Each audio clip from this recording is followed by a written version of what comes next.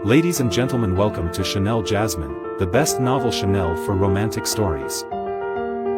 Hai guys, selamat datang di channel Jasmine, channel terbaik untuk menyimak novel-novel romantis. Mohon dukung channel ini dengan subscribe, like dan share video-video yang ada di channel ini. Terima kasih.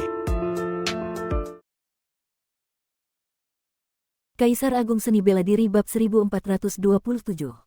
Kultivasi bukanlah sesuatu yang bisa diselesaikan dalam semalam. Terutama bagi seseorang seperti Luo Xiu yang baru saja menerobos ke alam yang benar-benar baru, ia memerlukan waktu untuk membiasakan diri dengan alam ini. Setelah alam daunnya mencapai kesempurnaan, barulah ia bisa melangkah ke alam berikutnya.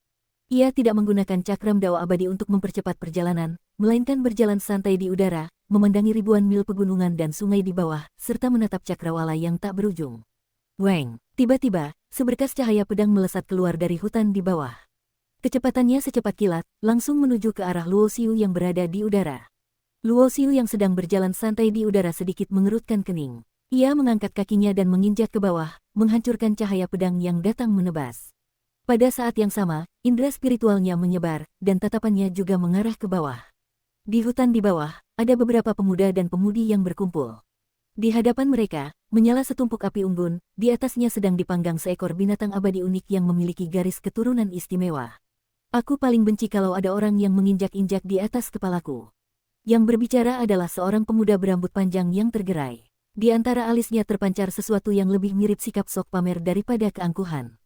Cahaya pedang tadi adalah tebasannya. Melihat cahaya pedangnya dihancurkan hanya dengan satu injakan kaki, pemuda berambut panjang itu mengangkat alisnya, wajahnya menunjukkan ketidaksenangan. Kau murid dari keluarga mana?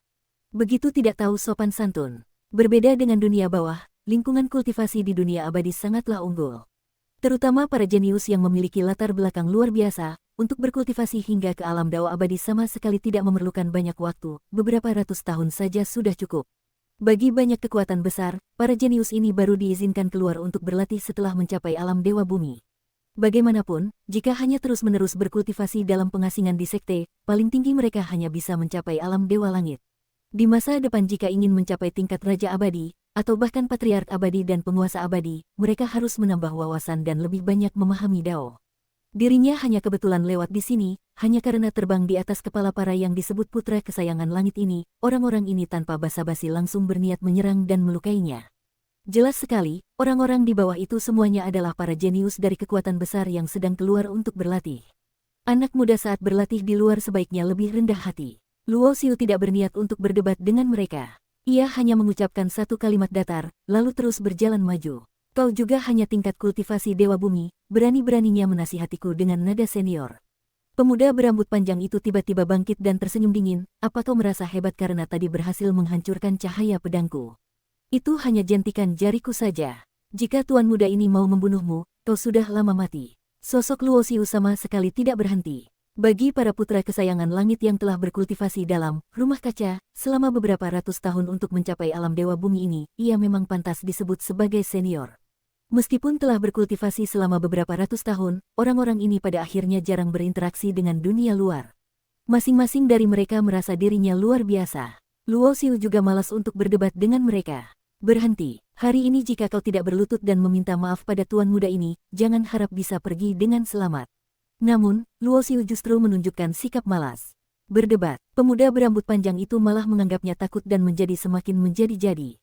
Swoosh! Pemuda berambut panjang itu melompat, berubah menjadi pancaran cahaya berbentuk pedang, dan seketika tiba di hadapan Luo Xiu. Sebilah pedang abadi ia keluarkan, menebas secara horizontal ke arah kedua kaki Luo Xiu. Beberapa jenius muda lainnya di bawah tersenyum. Sama-sama berada di alam dewa bumi, para jenius seperti mereka jauh lebih kuat daripada sebagian besar orang di alam yang sama. Tentu saja mereka tidak berpikir bahwa pemuda berambut panjang itu tidak akan bisa mengalahkan lawannya. Mengingat kau masih muda dan kultivasi itu tidak mudah, jangan mencari celaka sendiri. Sosok Luo Xiu berkelebat ringan. Energi pedang itu menebas lewat, hanya mengenai sebuah bayangan. Sosoknya sendiri telah berjalan melewati sisi pemuda berambut panjang itu, dengan tenang dan santai. Kau berani menghindar. Tadinya aku hanya berniat menebas kedua kakimu, tampaknya jika tidak memberimu sedikit pelajaran, kau tidak akan tahu kehebatan tuan muda ini.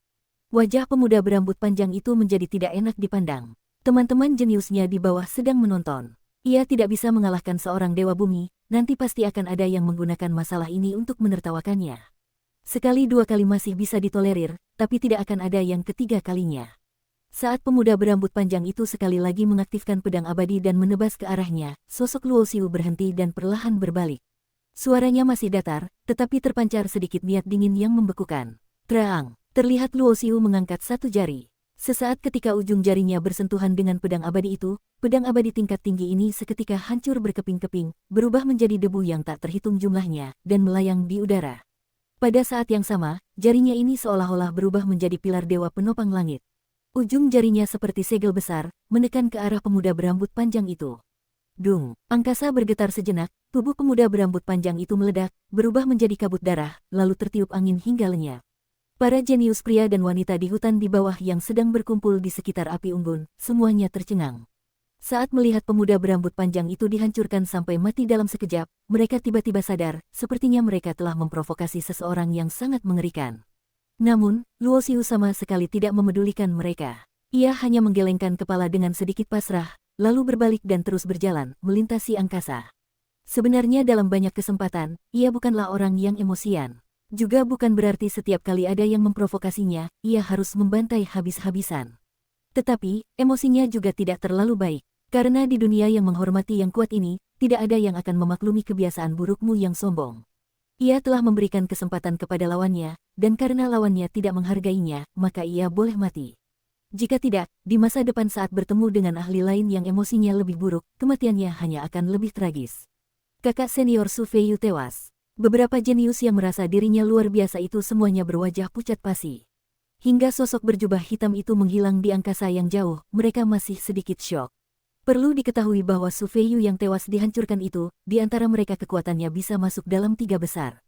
Tetapi ia bahkan tidak bisa menahan satu serangan pun, langsung dihancurkan menjadi kabut darah hanya dengan satu jari. Aku sudah memberitahukan kabar ini ke sekte. Guru dari kakak senior Feiyu adalah seorang tetua tingkat Dewa Langit, ia pasti bisa membantai bajingan ini. Kata seorang pemuda, sekte tempat mereka berasal tidak jauh. Dari sini, tidak lama kemudian, seorang pria paruh baya dan seorang wanita cantik berubah menjadi pancaran cahaya dan terbang mendekat. Siapa? Siapa yang membunuh muridku? Pria paruh baya itu adalah tetua tingkat Dewa Langit yang dibicarakan oleh para jenius itu, yaitu guru dari Su Feiyu yang terbunuh.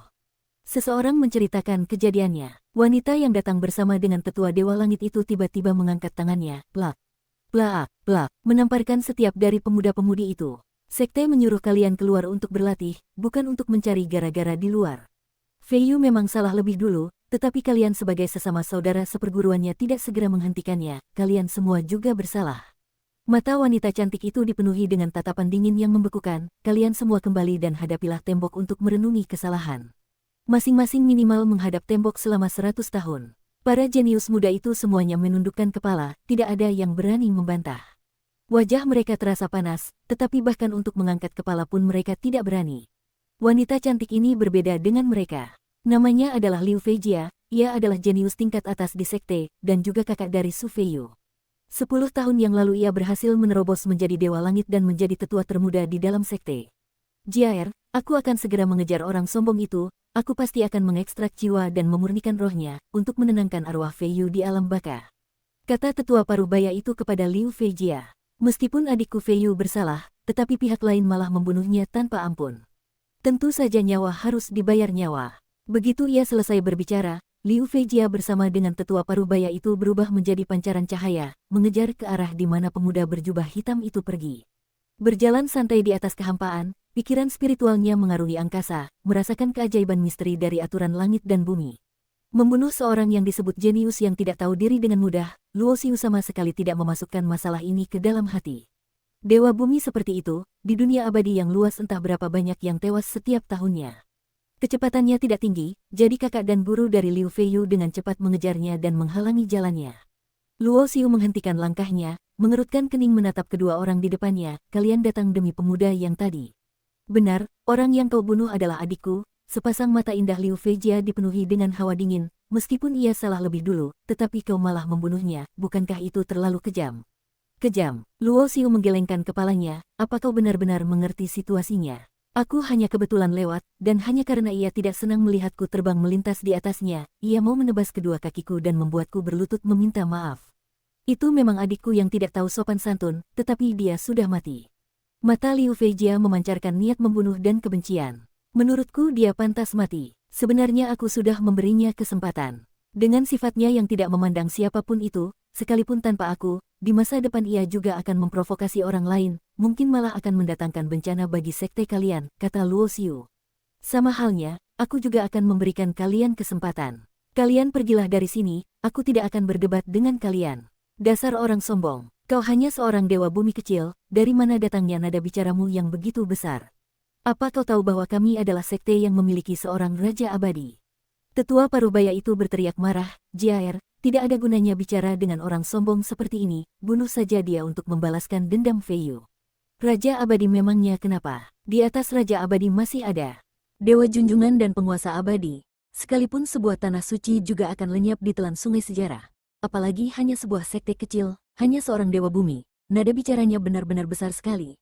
Aku ingin lihat sehebat apa kemampuanmu. Tetua Parubaya itu dipenuhi niat membunuh.